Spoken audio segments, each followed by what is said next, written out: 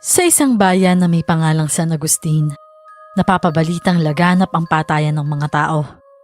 Karamihan sa kanila ay basta na lang natatagpuan sa kung saan. Wakwak ang mga tiyan at nawawala ang mga lamang loob. Lahat ay nahuhulog sa malalim na pag-iisip kung ano at sino ba talaga ang mga salarin.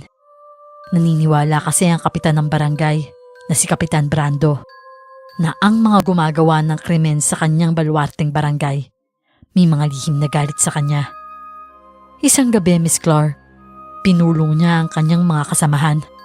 Ang balak niya sana, magplano ng mga panibagong hakbang kung paano mahuhuli ang mamamatay tao. Subalit sa kalagitnaan ng kanilang pag-uusap, isa sa kanyang mga kagawad ang nagsalita. Kap, baka na maaswangan ng bibiktima ng mga tao dito. Sigurado ka ba dyan?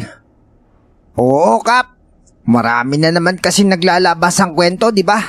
Mga wakwak ang tiyan tapos nawawala yung laman loob. Grabe. Baka na naman katulad yan na nangyari sa akin noong nakaraang eleksyon. Bakit, Kap? Ano ba nangyari doon? Hindi niyo ba alam na isang ginang ang nakalaban ko sa pagtakbo bilang kapitan ng barangay na ito? Ang masaklap pa, kinakausap niya yung mga tao na huwag akong iboto. Eh bakit naman po? Siyempre, para siya yung manalo. Pero mas tuso ako sa kanya, no? Habang abala siya sa paninira sa akin abala naman ako sa pagmamatsyag sa kanya. Isang gabi noon sinundan ko siya mula sa pangangampan niya. Alam niyo ba kung anong natuklasan ko? Ano, Kap? Aswang ang babaeng kalaban ko sa politika. Diyos ko! Paano na naman nangyari yon? Nakita ko siyang nagbagong anyo Hala, seryoso ka, Kapitan? Mahirap na paratang yan Oo, seryoso ako. Kaya hindi na nga ako naging kampante simula noon Kaya ang duda ko ang gumawa ng kaguluhan ngayon ay ang aswang na ito lang talaga. Pero hindi mo siya makikilala sa kanyang pagkaaswang. Nagpapanggap kasi siya bilang isang napakagandang babae. Kung ganun hindi pala tayo dapat makampante. Kailangan magtalaga tayo ng mga tanod na nagro-ronda tuwing gabi. Yun nga ang gagawin natin. Hindi dapat nating hayaang biktima lang ang mga aswang sa ating lugar. Nagtalaga nga si Kapitan ng mga tanod na nakatokang magronda kapag 10 oras na ng gabi. Lahat ng tao ay kailangan nasa loob na ng bahay, alinsunod sa nakatakdang oras ng kanilang curfew. Mabuti na lang, walang naging problema sa panukala ng Kapitan. Iniisip ng mga tao na ginagawa lamang nito ang lahat para sa ikabubuti ng mga mamamayan. Ngunit lingid sa kanilang kaalaman, sinadya yun ng Kapitan dahil may balak siyang umalis. Kap, kasagsagan ngayon ang lumalaganap sa ating nayon Bakit kailangan ngayon ka pa aalis? Saka anong seminar? Hindi ba dapat ako muna ang makaalam niyan? Hindi naman ako magtatagal, Hilda. Kailangan ko lang talaga daluhan ng isang mahalagang event na ito.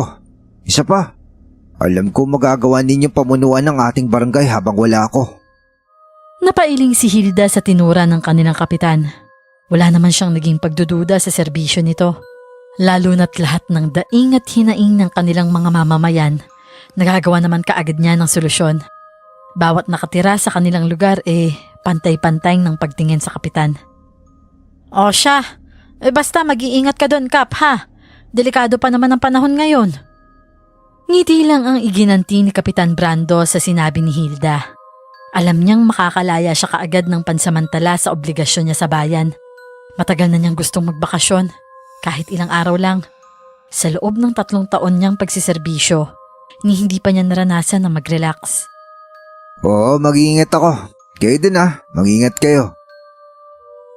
Umalis na nga ng tuluyan ng babaeng niyang sekretarya.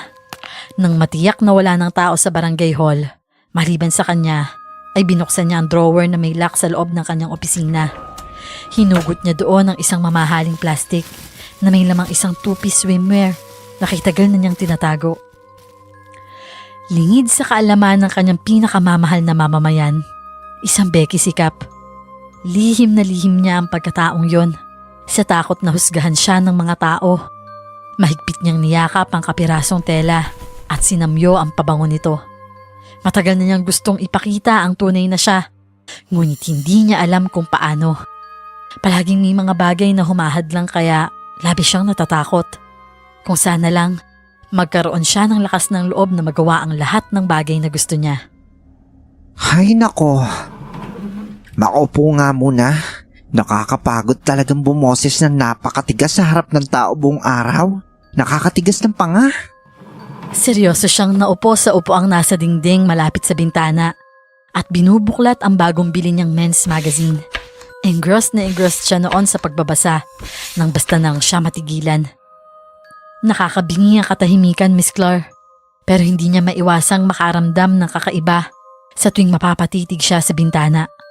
Para bang may nakasilip sa kanya na hindi niya nakikita ng malinaw. Ngunit imposible naman yon.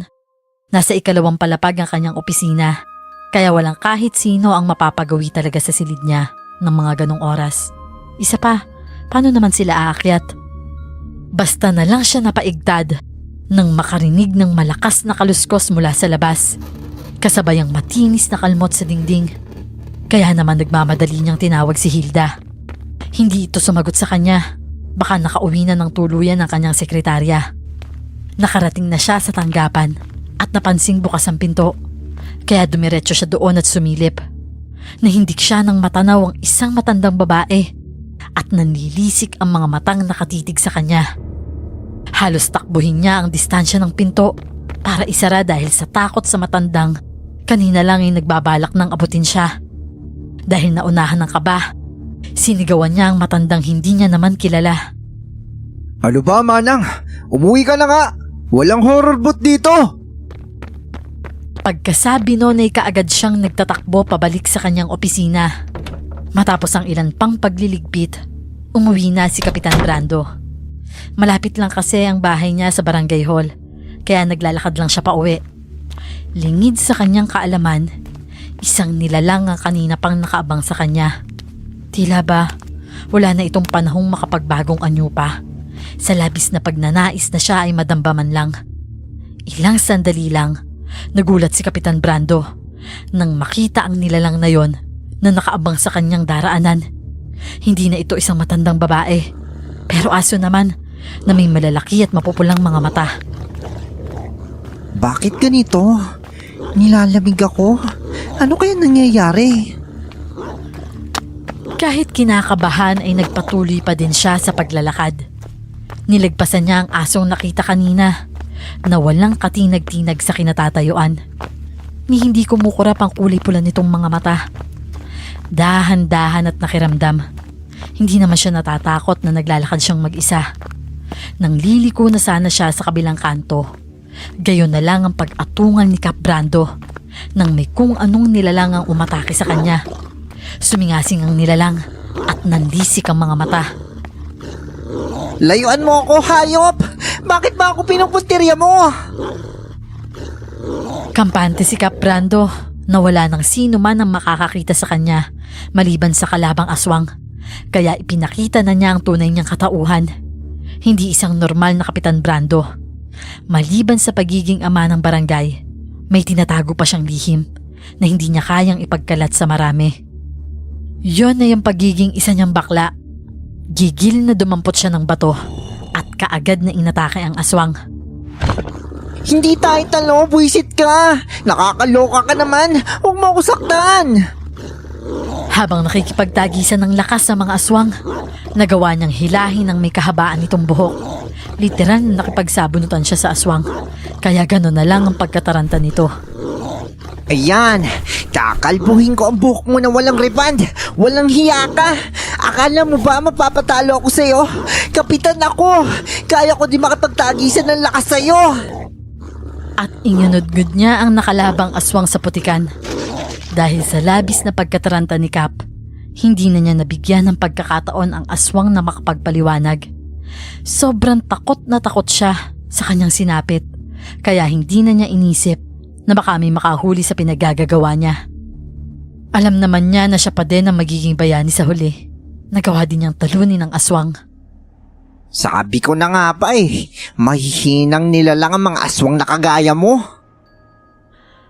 At tinalikuran na niya ang aswang na halos hindi na nakabangon dahil sa kanyang ginawa. Nang mawala siya sa paningin ng nilalang, dahan-dahan itong bumangon Saka unti-unting ibinalik sa dati. Muling nanumbalik ang kagandahan ng kanyang muka, kaya gano'n na lang ang kanyang inis. Dapat pala pinatay na kitang bakla ka. Wala kang puso. Malaki ang atraso mo sa akin, Kap. Kaya pagbabayaran mo lahat ng kasalanan ginawa mo. Iika-ika man, nagpa siya na lamang si Amara na umalis. Hindi siya papayag na hindi makagante sa lalaking niloko lang siya. Kailan lang na makipagkilala sa kanya si Kap. Binata ito, macho, at medyo kalbo, kaya ang angas nitong tignan sa tindig at porma. Yon ang unang napansin niya sa lalaki nang kanya itong makilala. Ngunit hindi niya akalaing magbabago bigla ang pananalita at kilos ni Kap. Ang pagkatao pala nito ay may lihim na tinatago. Magbabayad ka sa panluloko mo sa akin, Kap.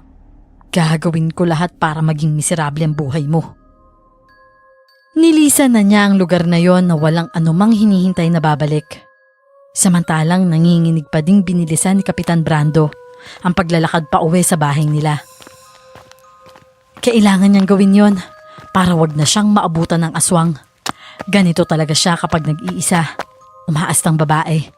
Tila ba hindi kayang ipagtanggol ang sarili. Ito ay sa kadahilan ng ayaw niyang mahusgahan ng mga tao ang kanyang katauhan. Pero kapag nasa harapan naman na siya ng mga tao, lalo na ng kanyang mga magulang, nagagawa naman niyang magpakalalaki. Maganda ang katawan ni Kapitan Brando. Macho. At animo hindi aatras sa pakikipaglaban. Nang makarating sa bahay, balik na naman siya sa galawang lalaki. Inayos ang tindig at naging baritono ang boses. Nilapitan niya ang ina niyang naghahanda ng hapunan at kinuha ang kamay nito para magmano. Magandang gabi po, Inay. Kaawaan ka ng Diyos, anak. Siya nga pala.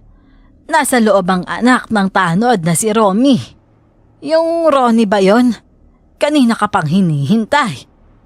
Bakit naman po, Inay? Hindi ba dapat sa barangay hall siya dapat nagpunta? Abay, ewan ko. Basta harapin mo na lang muna ang bisita mo at tatapusin ko lang ito. Sandali. Ano bang nangyari at ganyan ang itsura mo?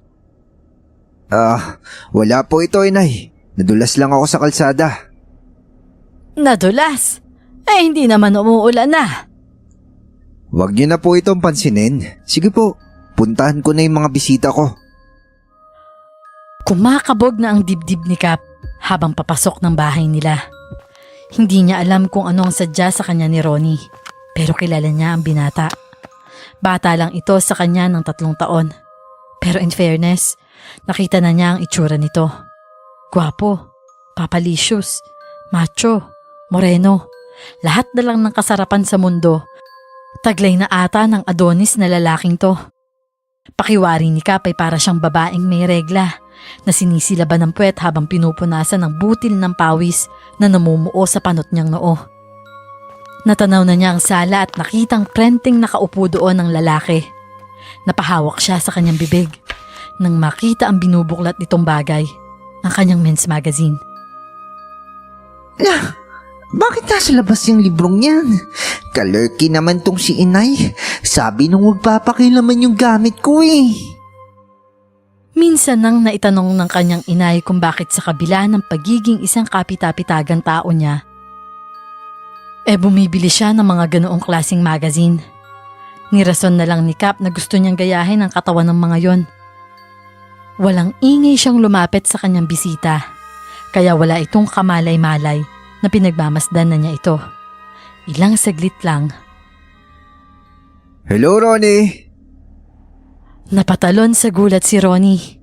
Hindi niya napansin kaagad na nasa likuran na pala niya si Kap.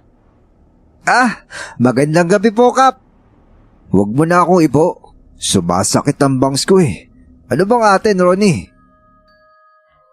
Nasilayan ni Kap ang kagwapuhang taglay ni Ronnie. Kaya sa kabila ng pagiging macho, hindi na niya napigilan ang pungay ng kanyang mga mata. Lihim namang natuwa ang binata sa kanyang iniasta. Para bang may kakaibang bagay siyang nais patunayan. Kap. Total naman po, matagal na kami nagseserbisyo sa inyo bilang mga tauhan nyo. Ako po yung kumakatawan sa aming mga kasamahan para humingi ng pabor sa inyo.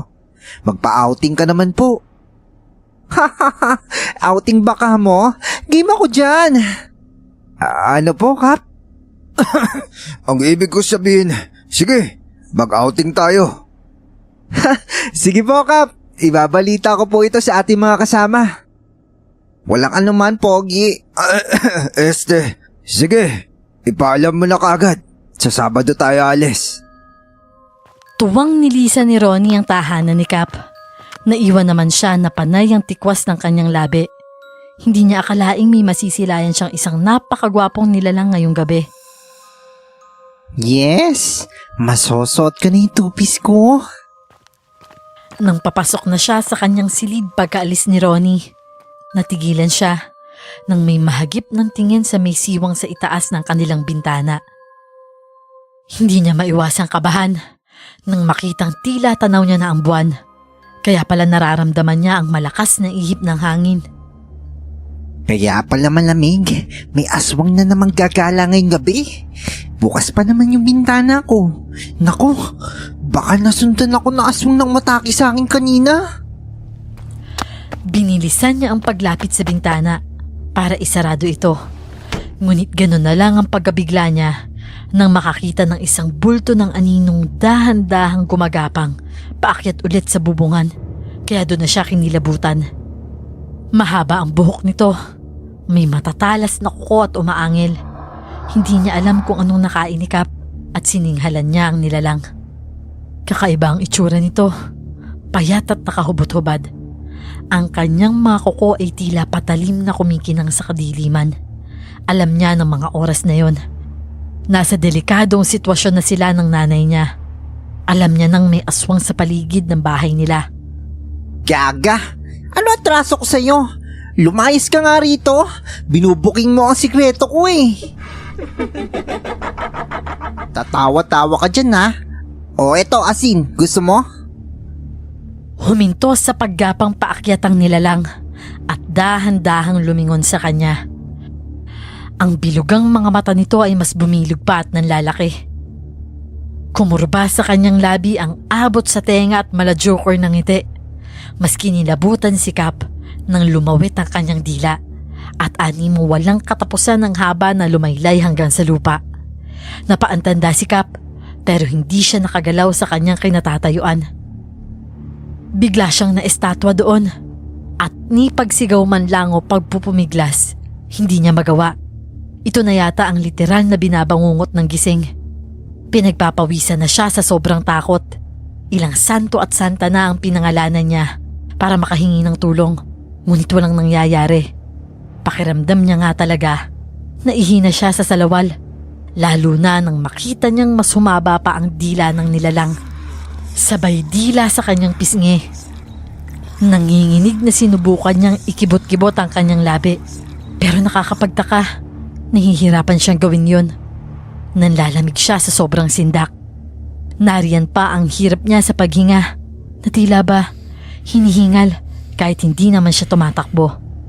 Kita niya ang paglipat ng nilalang mula sa pagbaba ng bubungan papunta sa kanyang kinaroroonan. Para itong gumagapang na butiking kakaibang huni. Unti-unting umikli ang kanyang dila hanggang sa wala nang makita si Cap. Nang tumbukin nito ang bintana, nangatalisikap sa takot. Hindi niya alam kung bakit kahit anong gawin niya, hindi niya man lang magawang tumakbo. Nay! Nay, may aswang na, Nay!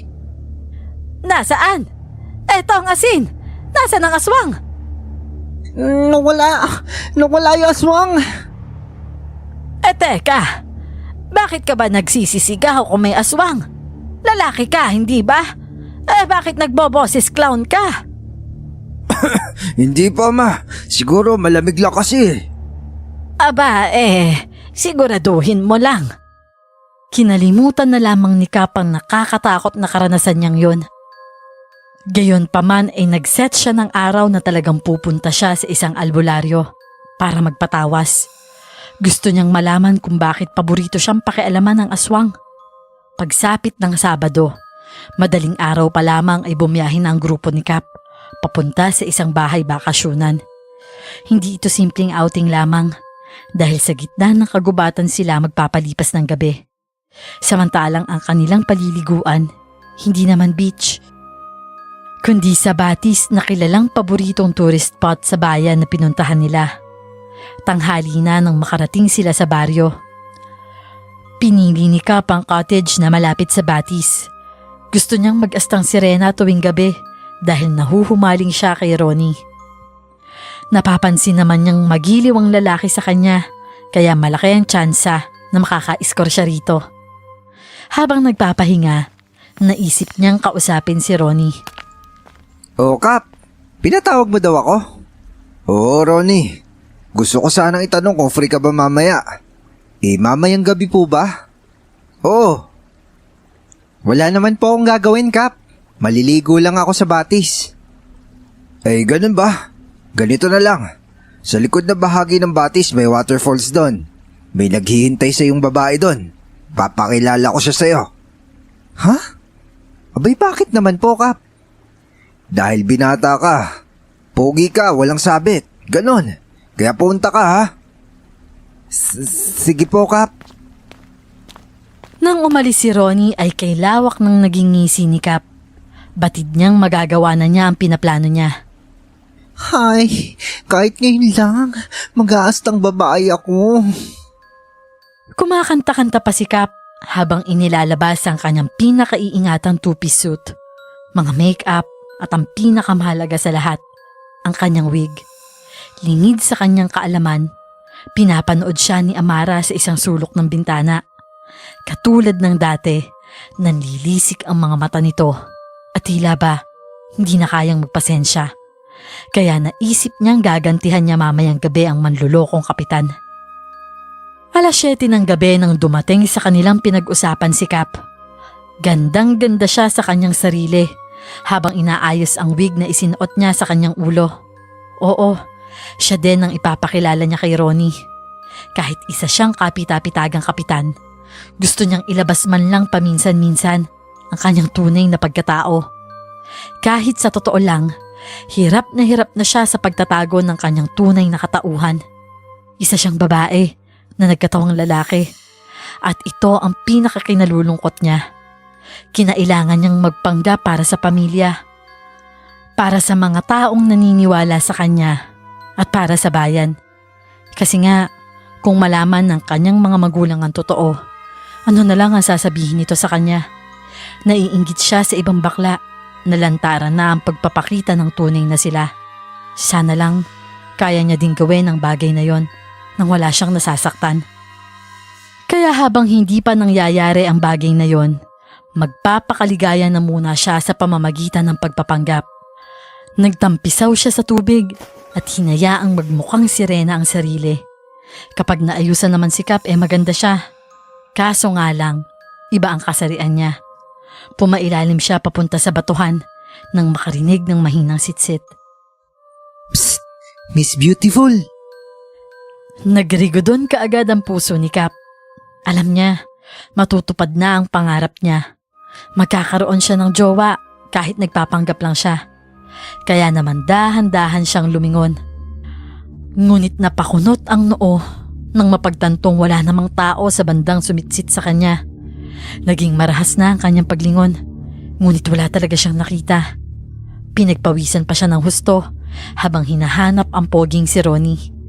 Hindi niya matukoy kung saan ito banda naroon, hanggang sa nagulat na lang siya nang may mamataang kung sino sa di kalayuan. Kaso lang, hindi naman ito si Ronnie. Isang bulto ng babaeng abala sa pagpapahid ng makintab at madulas na likido sa kanyang katawan. Kadiri naman? May iba pa palang nagde-date dito? Nakahubot-hubad ang babae. Gayunpaman ay nakakasiguro siya na medyo may edad na ito. Kita niya ang ebidensya sa kanyang braso. Ang nakakaakit lang sa kanya, ang katawan niyang sa kabila ng kanyang edad makurba pa rin at mukhang hindi pa nahahawakan ng kahit sinong lalaki. Nahindik na iniling ni Cap ang kanyang ulo. Diyos mio, bakit ako magkakagusto sa isang babae? Babae din ako, no? Nang mapaharap sa kanya ang mukha ng ginang, nasindak siya. Pamilyar ang mukha ng aswang. Ito ang umatake sa kanya sa bahay nila at ang nag-abang sa kanya sa kalsada. Sino ang nasabing aswang? At hanggang sa kanyang pagbabakasyon, sinusundan siya? Inangilan pa ng aswang si Cap, kaya nagtatalon siya sa labis na pandidiri sa isiping pinapantasya niya ang aswang. Hoy, echuserang bruha! Sino ka ba at bakit mo ako sinusundan? Bakit hanggang dito ginugulo mo pa ako?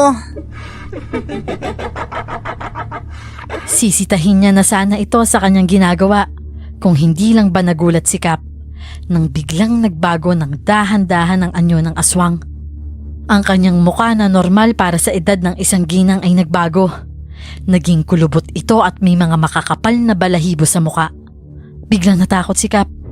Hindi niya alam kung bakit nakahihindik ang kanyang itsura o bakit siya nagbago ng anyo. Naging isa siyang masahol pa sa aswang. Nanginginig na umatras siya at naisip na wag na lang itong gambalain.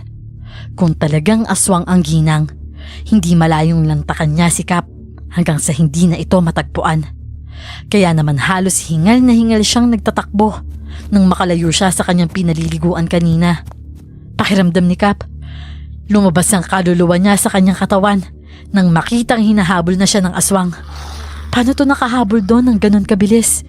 Gayon sa pagkakaalam niya iniwan niya ito sa batis. Nag-teleport ba? May kapangyarihan? Hindi naging matiwasay ang gabi ni Cap nang walang humpay na hinabol siya ng aswang papunta sa talahiban. Para makaligtas, Miss Clar, wala na siyang pakialam kahit nakatupis pa siya. Ang mahalaga, makalayo siya sa nalalapit na kapahamakan. Kalaunan, sa kakatakbo niya ay nakarating siya sa isang kakahuyan. Dito niya naisip na magpahinga, ngunit nang maalalang may kapangyarihan nga pala ang aswang na matunton siya, kaagad siyang nagpatuloy sa paglalakad. Buti na lang, Miss Clar, may natagpuan siyang bahay sa may kawayanan. Dito siya humingi ng tulong.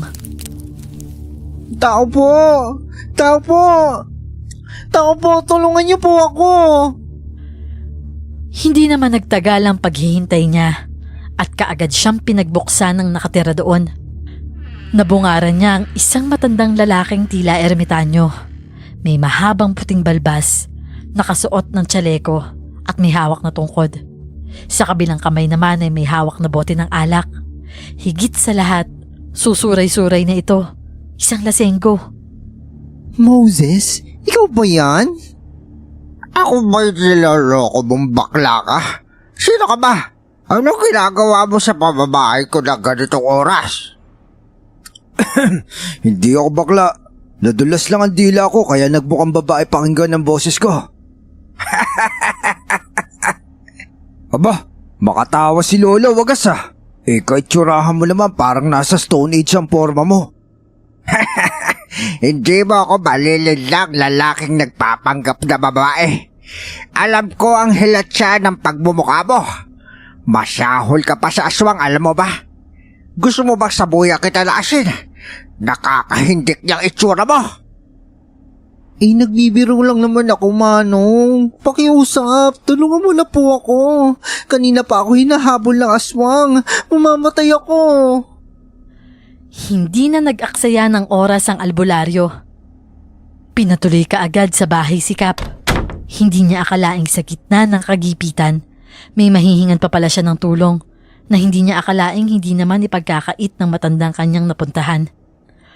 Pinainom pa siya ng kape at binigyan ng masusuot na damit dahil ayon dito, nakasisindak daw ang kanyang itsura.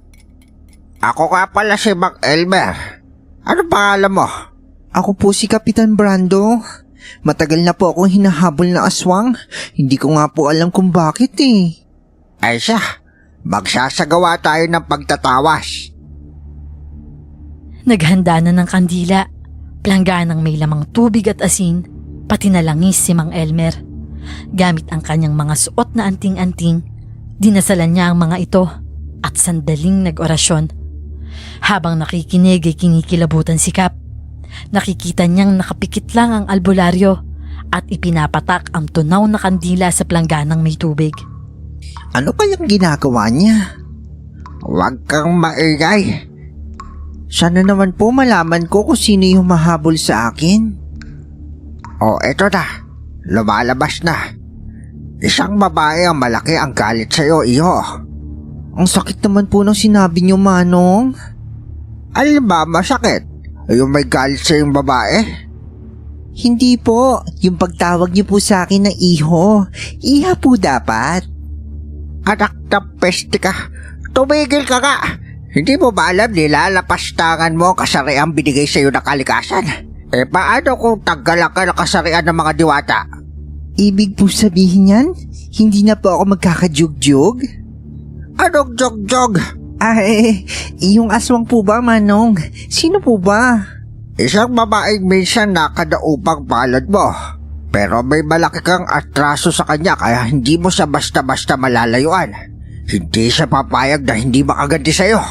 Naku, Manong, nakakatakot naman pala yan. Ang kanyang galit ay kasing lalim ng dagat.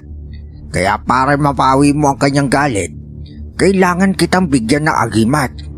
Proteksyon mo at pangontra laban sa kanya. Pero hindi mo pwedeng gamitin sa kalokohan tong nasabing agimat, ha? Naiintindihan mo ba, iho? Aray ko naman. Huwag ka nga masyadong OA. Ikaw ay lalaki at pinagmulahan ng lahi ng mga tao. Kaya kailangan humayo ka at paramihin ang iyong lahi. Diyos ko po naman, Manong. Bahay bata ang pinapangarap ko magkaroon at hindi pabrika ng sperm cell. Wala pa ding nagawa si Cap kahit iginiit pa niya ang tungkol sa kanyang kasarian. Sabi ni Manong, ito daw ang naging dahilan kung bakit siya nagkaroon ng atraso. Kaya kailangan niya itong ayusin habang kaya pa niya. Habang naglalakad pa uwi, hindi na niya namalayan na may tumalilis na namang nilalang sa kadiliman ng kakahuyan. Para sa unahan ay abangan na naman siya. At sa pagkakataong ito, malantakan na siya. Paliko na sa daan papunta sa cottage si Cap nang makarinig ng malakas na huni ng aswang. Ano ba? Lubayan mo kasi ako. Ayoko na ng gulo. Pero hindi sumagot ang aswang, Miss Clar. Hindi niya din ito makita o matanaw man lang dahil madilim ang bahaging iyon ng kakahuyan. Sa tingin ko, kapitbahay lang kita. Kaya kapag hindi mo ako tinigilan, umanda ka. Talaga magpaparusa ako sa iyo sa oras na malaman ko kung sino ka. Muli siyang nagpatuloy sa paghakbang. Habang naglalakad ay nakakarinig na naman siya ng huni. Hindi niya ito pinansin kasi buong akala niya ng mga oras na yon, normal lang ang pangyayaring yon. At may anting-anting naman siya na binigay ng matandang albularyo para magsilbing kanyang proteksyon. Ngunit nang humantong na siya sa dulo ng malalaking punong kahoy at entrada ng daanan papunta sa bahay bakasyunan, natigilan si Cap. Sa gitna kasi ng kalsadang yon, may nakatuwad. Hindi ito gumagalaw man lang at sa tingin niya ay may inaabangan. Kinilabutan ng politiko sa isiping baka kung anong klaseng nilalang yon at siya na naman ang napapagdiskitahan.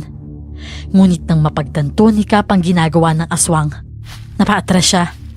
Kaya pala nakatuwad ang nilalang dahil nagbabago ito ng anyo mula tao hanggang sa maging isang aswang. Naku, ano ba tong kamalasang pinasok ko? Nanginig si Cap at dahan-dahang napaatras.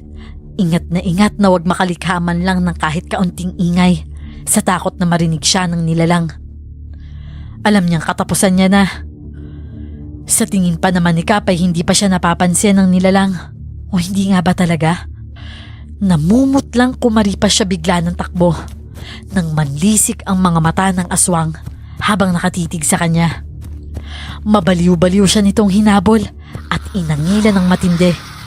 Nagdesisyon si Cap na wag huminto. Napakabilis ng aswang na tumakbo at dinudumog ang kahit ano. Iba ang kanyang itsura kapag tumatakbo. Mabuti na lang, may natanaw na naman siyang kubo. Sa pagkakataong ito, Miss Clar, malapit na siya sa mga cottage. Siguro kung dun siya magsisigaw, malamang may makarinig na sa kanya. Kaagad niyang tinungo ang pinto habang malayo pa ang aswang. Sarado. Halos bayuhin niya na yon, kaya alam niyang nakakadistorbo na talaga siya. Pero mas mahalaga ang kaligtasan niya. Nanginginig siya at halos maihina sa labis na takot. Pakiramdam ni Cap, gugutay-gutayin talaga siya ng aswang oras na maabutan siya nito. Kaya para makalayo sa tiyak na sakuna, nagmamadali na lang siya sa pagsampa sa bintana hanggang sa makaakyat siya sa ikalawang antas ng cottage. Mababa lang ang ubong yon, kaya mabilis maakyat. Nang nagtagumpay na siya ng tuluyan, napasalampak na lang si Cap ng upo sa sahig sa itaas. Hinihingal na niyakap niya ang sarili at naisip na baka magawa niyang sumigaw na o gamitin man lang ang kanyang agimat. Nakailang taas na siya nito sa ere, ngunit wala namang nangyayari. Kaloka naman tong agimat na ito. Bakit walang nangyayari? Muli siyang dumungaw sa ibaba. Sa may puno ng aratilis, naroon ang aswang. Nakalaylay ang kanyang leeg at nandilisik ang mga mata. Ang kanyang dila ay humahaba, kagaya ng buhok na tila ba nagkakaroon ng buhay. Makikita ang kanyang pagbabago ng anyo, hanggang sa magkulay itim ang kanyang balat. Nakakatakot, ngunit hindi na naman niya magawang gumalaw. Parang nanigas ang lahat ng kanyang kalamnan dahil sa matinding sindak. Tuluyan na siyang nabingi sa labis na takot nang makita niyang lumundag ang aswang at kibilis nitong nakarating sa kanyang kinaroroonan. Umaangil itong kumubabaw sa kanya, dahilan para magtitili ang politiko sa labis na takot. Halos malunod si Cap sa sama ng amoy na ibinubuga ng hininga ng aswang. Nakangisi pa ito na para bang nagtagumpay na sa kanyang binabalak. Nagpumiglas si Cap nang magsimula na ang aswang sa pagpulupot ng kanyang malagkit at mahabang dila sa kanyang buong ulo. Para bang nais siya nitong lunurin.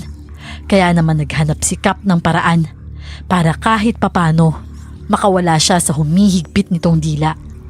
Ngumisi ang aswang at ipinakita ang kanyang napakahabang kuko. Kasabay noon ng pag-aktong hahalakhak ito. Pumapatak ang laway ng aswang sa kanyang muka, kaya gano'n na lang siya kung matakot.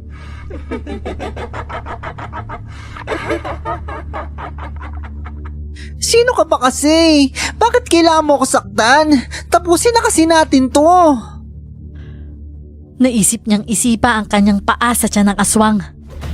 Hinihingal na lumingon siya sa paligid at nakita ang isang gunting sa lamiseta. Nagkukumahog siyang kinuha yon at walang babalang sinaksak sa mukha ang aswang, dahilan para saglit itong mahilo ng masugatan. Sinamantalan ni Cap ang pagkakataon at itinulak ang aswang para mahulog mula sa ikalawang antas ng cottage. Mababa lang naman yon at may damuhan sa ibaba, ngunit alam niyang kapag masama ang bagsak ng aswang, mababalian ito panigurado ng buto. Nagmadali na namang bumaba ng cottage si Cap at kaagad na lumayo sa aswang. Ngunit sa labis niyang pagkasindak, nabuhay na naman ito. Mas naging mabilis ang paghabol sa kanya ng nilalang. Takbo lang ito ng takbo. Dumog ng dumog na para bang wala itong ibang nakikita kundi si Cap lang. Dahil sa kakatakbo, muli na lamang siyang bumalik sa malaking kalsada. Mabilis niyang dinampot ang isang sanga sa gitna ng daan. Naramdaman ni Cap ang biglaang pagtapang. Gusto niyang magrebelde. Dahil sa nakakatromang karanasang ito na ipinatikim sa kanya ng aswang. Ikaw tumigil na bruha ka, ha? Malaman ko lang ang pangalan mo, ipakukulong talaga kita. Magsabunutan na lang tayo. Huwag ka na maging aswang. Hindi patas ang pananakit mo sa akin, buwisit ka. Kita mo tong sangang to? Ipapasa ko to sa bibig mo. Sinira mo ang gabi ko. Nagkasama na kami sana ni Ronnie Pogi ngayon. Walang hiya ka. Ngumisi lang ang aswang at tila hindi man lang natakot sa kanyang sinabi. Sa halip lumingon ito sa kanya. Biglang kinabahan si Cap nang mapansing hindi lang siya tinitignan ng aswang, kundi talagang tinititigan na nito. Ang kanyang kulubot na muka ay napaparisan ng puting buhok at kulay itim na damit. May kakaibang aura na hindi niya matansya kung ano. Dahan-dahang nunuyo ang kanyang lalamunan nang dahan-dahang ngumisi ang aswang na para bang ikinatutuwa nitong masindak si Cap. Napatitig tuloy ang politiko sa kanya. Pilit na inaalala kung saan ba niya nakita ang matanda. Pamilyar kasi ang wangis ng aswang na yon. Aatake na lang sana siya kung hindi lang ba may humila sa kanya, kaya napangudngod siya sa lupa. Si Manong Albularyo, may hawak na buntot pagi. Umalis ka na dito, Kapitan Brando! Manong Albularyo, ang aking superhero! Ang agimat na binigay ko sa'yo, tonta, hindi ko pa naorasyonan kaya bumalik ka sa bahay. Napamulagat na lamang ang mga mata ni Cap. Nagbuwis siya ng buhay at katakot-takot na pagmamaraton. Ngunit wala palang kapangyarihan ng kanyang agimat. Grabe ka naman sa akin, Manong. Porke inasar kita kanina, ipapahamak mo na ako. Hindi na siya sinagot ni Manong Albularyo. Katulad ng una niya itong nakita. Nakatayo ang matanda at umaktong makikipaglaban. Hawak niya pa din sa kabilang kamay ang kanyang buntot pagi. Minsan lang si Cap makakita ng ganon, pero hindi naman siya inosente sa mga bagay na ganito. Alam niyang ang buntot pagi ay pangontra sa aswang. Nagulat si Cap nang iwas-iwas niya ang pangontra sa kanyang kalaban at tinamaan. Imbes na masugatan, umusok ang katawan ng aswang na kasagupa niya. Hindi niya na nga namalayan ang pagliwanag ng paligid. Tanda na nagpakita na naman ang buwan. Hinintay na lang ni Cap ang mga susunod na mangyayari sa pagitan ng dalawang nilalang na yon. Albularyo, laban sa aswang. At take note, tumatagay ang albularyo bago umatake. Magaling makipaglaban ang matandang albularyo na yon. Sa kabila ng kanyang edad, napapansin ni Cap na matikas at matatag itong sumuntok. Samantalang ang kalaban nitong matandang babaeng aswang, parang butiki, lulundag, tapos gagapang. Nang tumaas na nga ng tuluyan ng buwan, dito na siya tuluyang kinilabutan. Ang kaninang kalaban ng matandang albularyo, dahan-dahan ang nagbabago ng kanyang anyo. Nagiging aso, baboy, o ibon. Mahirap manghusgahan ay literal na itong nagiging halimaw. Halos ayaw ng paawat sa paglalaway. Ang kanyang payat na katawan, lumaki at nagkulay itim ang balat. Tinubuan siya ng matatalas na kuko at matitilos na pangil. Kanyang mga mata, nanlilisik at kasing pula ng dugo. Naglalarawan ng mukha ng isang galit at gutom na aswang. Huwag kang papatalo, Manong! Umuwi ka na, bakla! Hindi kita iiwan. Hindi ko maatim na hayaan pahamak ka, Manong. Napahawak na lang siya sa kanyang bibig nang mapagtantong nangangamoy lansa ang buong paligid. Alam niyang galing ito sa katawan ng aswang. Hindi nakagante ang matandang albularyo nang basta na lang siyang daluhungin ng aswang at pagkakalmutin ng walang babala. Napasigaw ang matanda. Kaya natakot na din si Cap para sa kanya. Nang sa tingin niya hindi nga ito bubuhayin ng aswang. Kaagad na siyang kumilos para tumulong. Gamit ang sanga ay sinugod niya ang mukha ng aswang. Kaya nagmistula itong pinagkakalmot ng pusa. Sunod-sunod niya itong ginawa. Kaya nagkaroon pa siya ng pagkakataon para itakas ang sugatang matandang albularyo at makalayo sa aswang. Hindi siya nakapiyok nang hilahin niya ito. Saka sila nagtakbuhan palayo. Bakit mo ba ako inaantay? Nahihibang ka ba? Ikaw lang naman po kasi makakatulong sa akin para magkaroon ng bisa na agimat yung binigay nyo. Kaya kailangan kita ilayo sa aswang. Kailangan mo rin itong basbasan. Nakakailang metro na sila ng pagtakbo nang bigla silang huminto. Natakot si Cap nang makita ang duguan na braso ni Manong Albularyo. Manong, may sugat ka. Malayo sa bituka yan. Nagalala ang kapita-pitagang kapitan sa kanyang tagapagligtas. Naisip niyang maghanap ng pwedeng gamitin para maampat kahit papano ang dugo mula sa sugat ng albularyo. Ngunit itinulak siya ng matanda. Sumugod pa kasi ang nakahabol na aswang. Nasaksihan niya kung paano hinagupit ni Manong Albularyo ang aswang. Umatungal ito at nagtawag ng kakampi. Ngunit walang sino man ang nagtagumpay sa paglapit. Pumasok na tayo, bilis! Pumasok na nga sila kaagad sa loob ng bahay at isinara ang pinto. Nang makapasok sila ay napaigtad ang dalawa. Narinig nila ang malakas na kalampagan sa labas ng bahay. Naisip niyang sumilip. Nagulat siya at nahindik nang makita ang mabangis na aswang sa labas ng bahay ni Manong Albularyo. Umaatungal ito, nagpupumilit na pumasok at sinabing bahagian naman siya ng sariwang laman ng bakla. Halos hindi niya na magawang ipakita sa bintana ang kahit kaunting parte ng kanyang anino. Labis siyang natatakot. Hindi niya na alam kung anong gagawin. Masyadong mabilis sa mga pangyayari. Nakita niya na lang na may bitbit na pugot na ulo ng baboy si Manong Albularyo. Itinapon pa ito ni Manong Albularyo sa bintana, lagpas sa bakuran. Ito ang pinagkaabalahan ng aswang. Huwag mo na siyang intindihan. Kapag umaga naman ay hindi ka naguguluhin yan. Dito ka na magpalipas ng gabi. Wala ako kailangang aksahing panahon.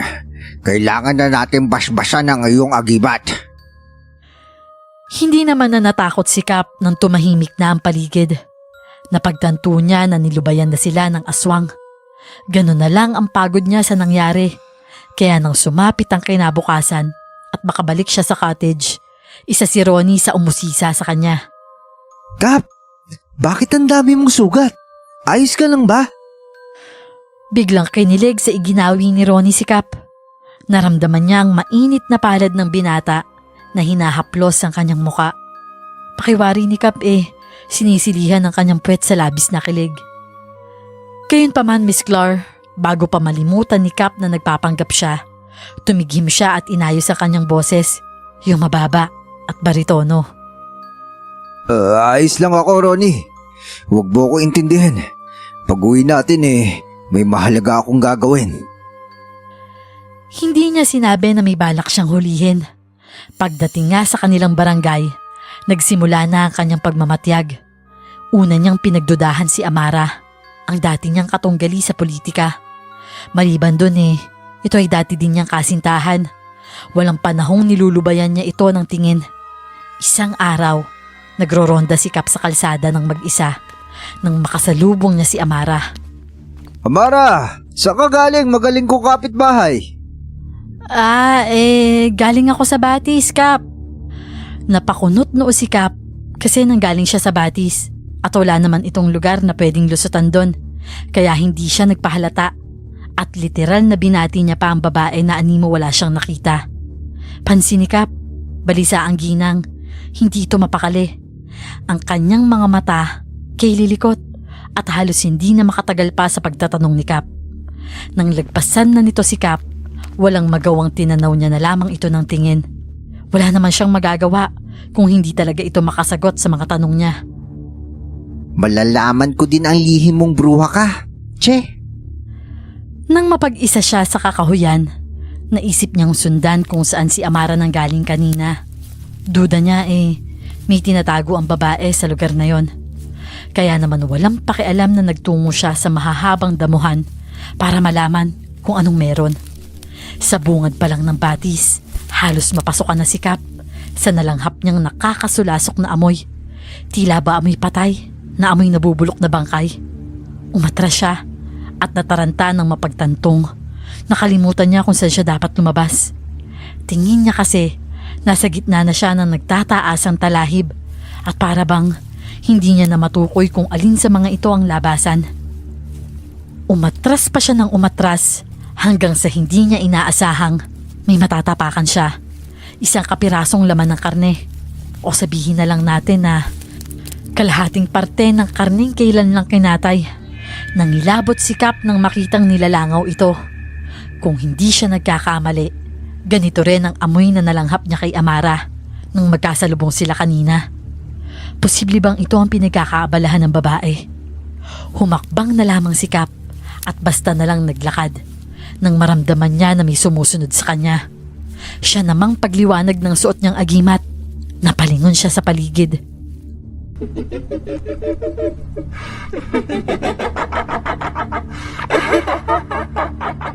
Putik, ikaw na naman.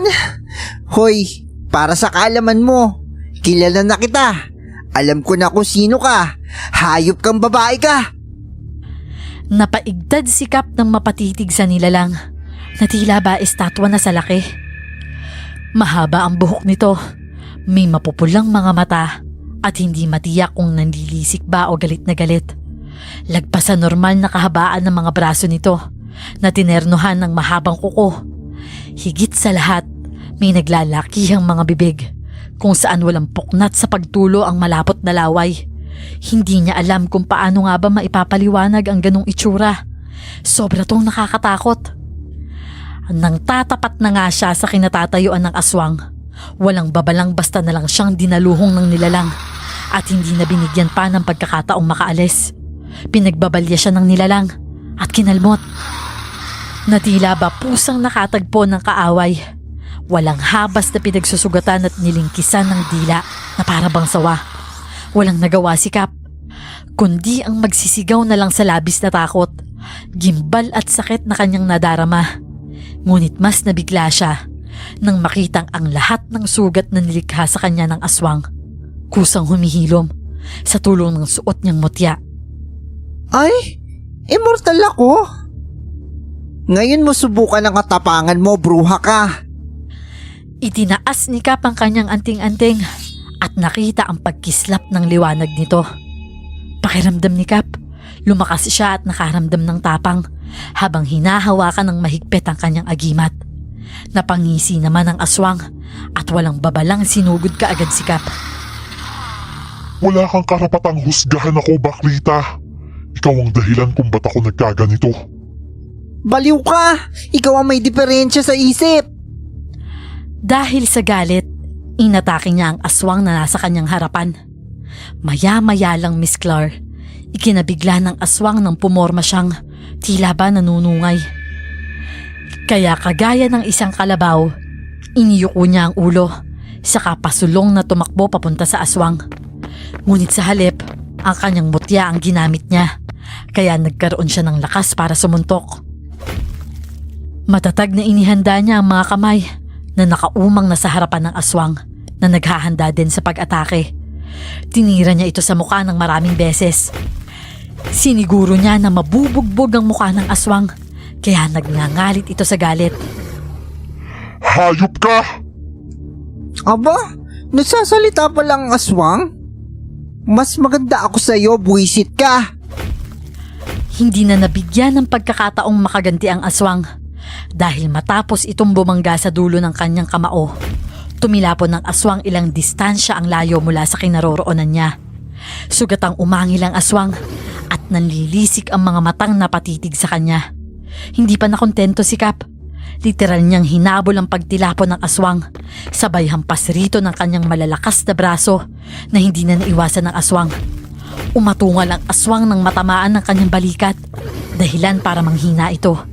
Ang sigaw niya ay humalo sa katahimikan ng gabi, nagmistulang huni na lamang ng panggabing insekto. Hindi kaagad nakaatake ulit ang aswang dahil sa labis na panghihina. Mabilis na umagos mula sa kanyang sugat ang itimang dugo na malansa pa sa lamang loob. Bahagyang umatras ang aswang at tila asong nasaktan na dinilaan ng natamo niyang sugat. Mamatay ka na, bruha! Huwag ka nang lumaban! Hindi ako papatalo sa'yo, bakla. Manluloko ka. Niloko mo ko. Sabi mo lalaki ka. Puro ka kaplastikan. Walang iya ka. Nangarap ako ng kasal. Pero kaya mo pala tinanggihan dahil haliparot kang bakla ka. Aba, nagdrama pa talaga ang Ali. Sabi ko na nga ba ikaw si Amara yung kalaban kong politika noon eh. Muli siyang inatake ng aswang. Bago pa man niya ito matamaan, naghanda na din ang nilalang. Nasaksihan ni Cap kung paano lumuhod sa lupa si Amara at naglabas ng kakaibang botelyang may lamang langis. Kinilabutan si Cap dahil pinahid ng babae ang mga ito sa buo niyang katawan, mula ulo hanggang paa, sa kilikili at sa likuran. Makalipas ang ilang saglit, Miss Clar, napasinghap si Cap nang makita ang pagbabago ng anyo ng babae. Gulat na gulat siya at hindi makapaniwala dahil nakita niya kung paanong ang kaninang itsura ni Amara kaagad na naging kasindak-sindak. Ang maamo niyang mukha ay umitim at nagkaroon ng nanlilisik at mapupulang mga mata. Ang kanyang labi naging tuyot pero inaagusan ng malapot at malansang laway. Ang kanyang balat ay kumulubot at naging mabalahibo. Nagkaroon siya ng pakpak na kagaya ng sa paniki, kung saan nagagawa niyang ikampay yun ng walang sawa. Aswang ka! Aswang! Nang umatake sa kanya ang aswang ay kay bilis niyang nagantihan ng mga ito. Hindi niya akalain magaling palang makipaglaban ng kanyang sarili kapag may agimat. Hindi niya inaasahan na sa maikling panahon, magiging katatakutan sa kanyang paningin ang maamo nitong muka. Nang dambahan na siya ng aswang, sumingit naman si Ronnie. Tama na yan, inay! Huh? May anak ka? Oo, meron. At may asawa na akong iba, si Romy. Kung ganun tigilan mo na kasi ako. Gusto ko lang namang maghiganti sa'yo. Masakit isiping niloko mo ko. Hayop ka! Tumigil sa pag-atake sa kanya ang aswang. Maya-maya pa ang dumara ang asong ulol ang pinagdiskitahan nito. Nakita niya kung paano nito binutasan ang dibdib ng aso gamit ang kanyang hindi pangkaraniwang haba ng mga kamay. Saksisikap ng lantakan nito ang kanyang biktima sa gitna pa mismo ng daan. Gusto niyang matakot, ngunit sa tuwing naaalala niya na may kasalanan siya, gusto na niyang maglupasay. Kaya naman buong pusong humingi ng tawad si Cap kay Amara. Nakaagad namang nagbalik sa dati niyang anyo. Nagkapatawaran na sila sa pamamagitan ng pag-amin ni Cap. Sa katotohanan na lalaki ang gusto niya at tinanggap naman siya ng mga tao. Nagsilbing aral kay Cap ang magpakatotoo, hindi lamang sa ibang tao, kundi sa sarili na din niya, upang siya ay maging masaya.